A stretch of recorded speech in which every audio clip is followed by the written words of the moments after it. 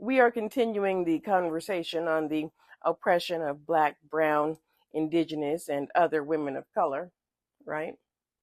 Uh, I think today we are continuing our conversation about our Indigenous sisters.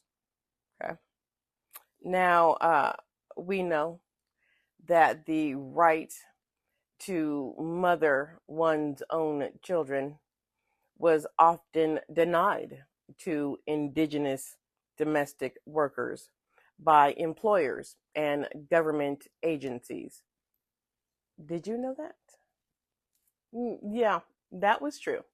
It was often denied to Indigenous domestic workers.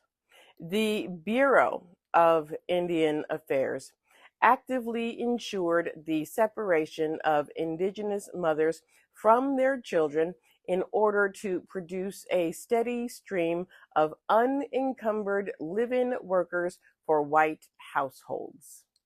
They pressured workers to place their children up for adoption or enroll them in boarding schools, or they just took the children. Many employers believed that Indigenous women, like Black women, should only care for white families and not their own. White women, on the other hand, were judged harshly for leaving their families for wage work. Even unwed white mothers had more support to rely on, such as maternity homes and pensions. Many Indigenous women struggled to retain custody of their children. One woman fought to keep the state from placing her four children in the same boarding school in Carson City, Nevada, where she had suffered. The outing matron reported to the school's superintendent that the woman's wishes should not be considered in this case, as she is incapable of judging what is best for her boy. The matron then threatened to put the mother in a mental hospital. This was a common practice when Indigenous women refused to hand over their children. State officials also routinely forced sterilization upon them. We talked about forced sterilization last year.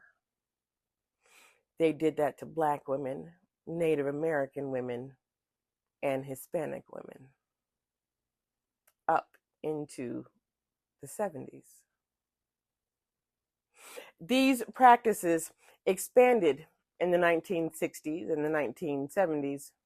One 1969 investigation found that in most states with large Indigenous populations, 25 to 35% of Indigenous children had been separated from their families by the government. The federal government's Indian Health Service sterilized as many as 25% of Indigenous women without their consent during the 1960s and the 1970s. And like I said, it was common practice for Mexican, Black, Puerto Rican, poor, and disabled people as well. We'll revisit the conversation on forcible sterilization.